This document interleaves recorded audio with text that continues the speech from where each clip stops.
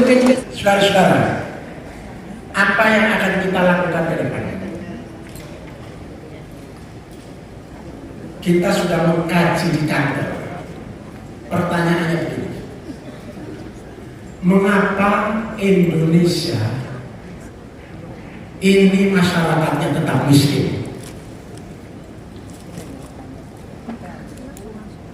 Mengapa Indonesia yang menurut data yang kita baca, masyarakatnya ahli sedekah,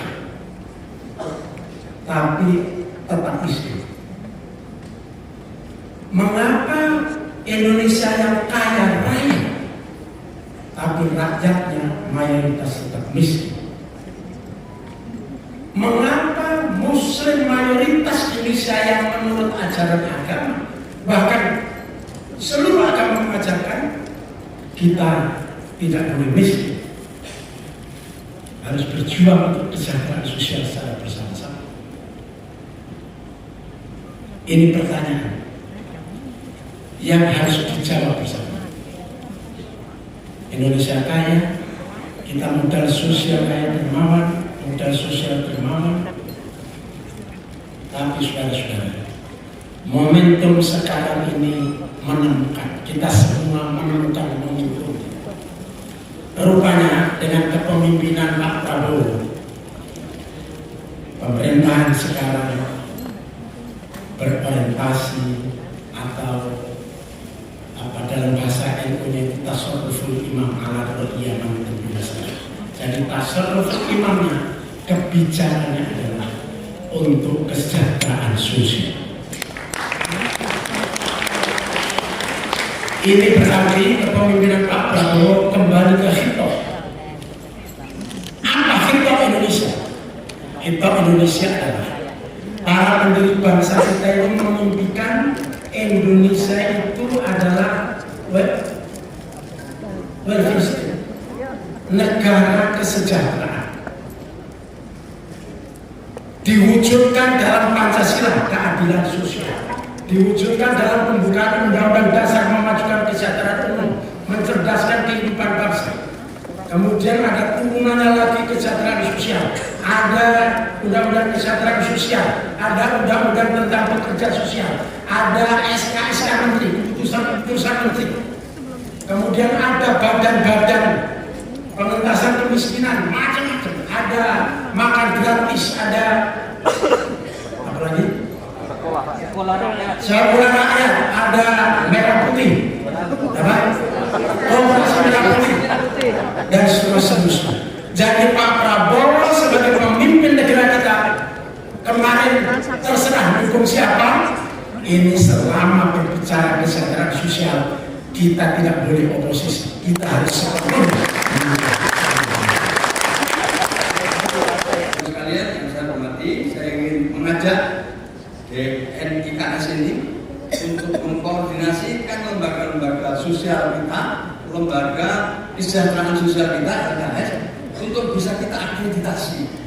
Panti-panti asuhan itu mari kita akreditasi lembaganya, sumber daya orangnya atau SDM-nya, kita akreditasi supaya lebih profesional dan kemudian panti asuhan tidak menjadi kedok bagi orang yang hanya ingin mencari donasi, atau juga bahkan bisa jadi hanya dapat bungkus untuk melakukan kekerasan seksual pada yatim. Itu salah satu tanda kita Pak Effendi. Terima kasih atas perhatiannya.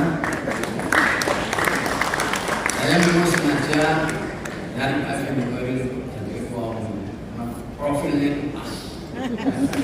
Profilnya itu pas. Jadi karena sini lebih-lebih sekarang Pak Hasim bersedia, itu yang luar biasa. Pertama, karena sebentar lagi beliau hadir, dan dengan adanya Pak Hasim, DNIKS ke depan makin kuat kiprahnya di tengah-tengah masyarakat. Selamat siang. Terima kasih kepada semua tokoh yang hadir di sini, yang turut mendukung Pak Effendi. Kapan-kapan kita akan ketemu lagi dengan satu diskusi yang lebih serius untuk mengambil langkah-langkah yang tepat dalam rangka menindaklanjuti dan mendukung program-program Bapak Presiden Prabowo. Saya ingin cerita tentang sekolah rakyat. Ya, banyak saat yang salah paham. Kira sekolah rakyat ini mengambil mereka yang sudah sekolah-sekolah atau sudah bersekolah di berbagai tempat atau di berbagai sekolah-sekolah ini. Sekolah rakyat ini menyasar mereka yang belum sekolah, yang tidak sekolah, yang putus sekolah, yang berpotensi untuk tidak sekolah. Apa ada data BPS di DTC menunjukkan masih ada 4 juta lebih anak-anak kita yang putus sekolah, belum sekolah, dan tidak sekolah. 400 lebihnya berada di keluarga miskin ekstrim.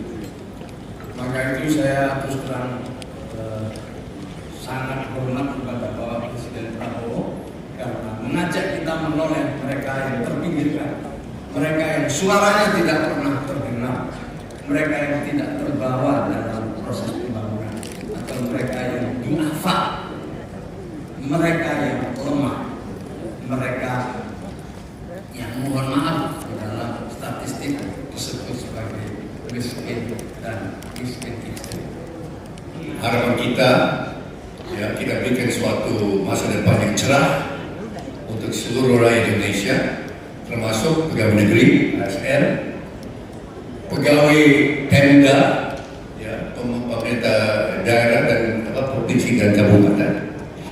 Dan saya kira ini akan segera dimulai di seluruh pelosok-pelosok di Indonesia ini, ya, termasuk Aceh, termasuk Papua dan sebagainya.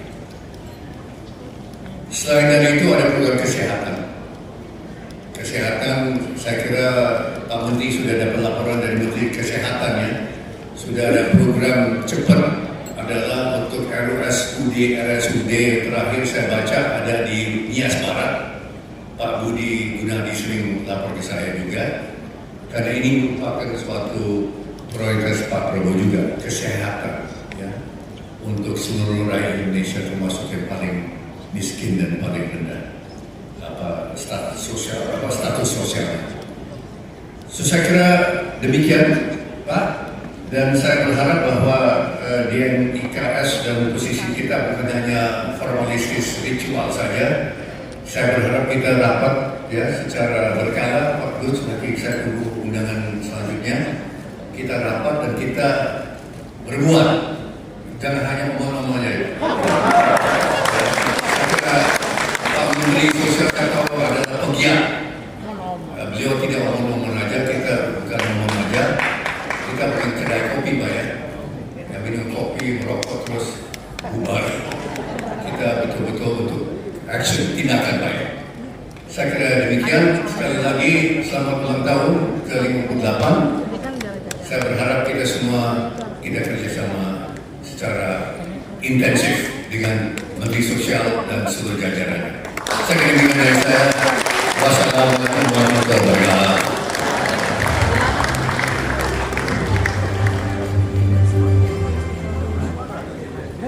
Baik, kami haturkan terima kasih kepada Bapak Hashim Joyo Hadikusumo atas sambutan yang luar biasa kepada kita semua hari ini. Boleh beri tepuk tangan yang meriah untuk Bapak Hashim.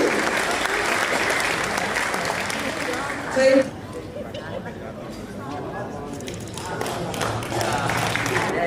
Ya, ini guys. Kementerian Sosial Indonesia maju bersama. Oke.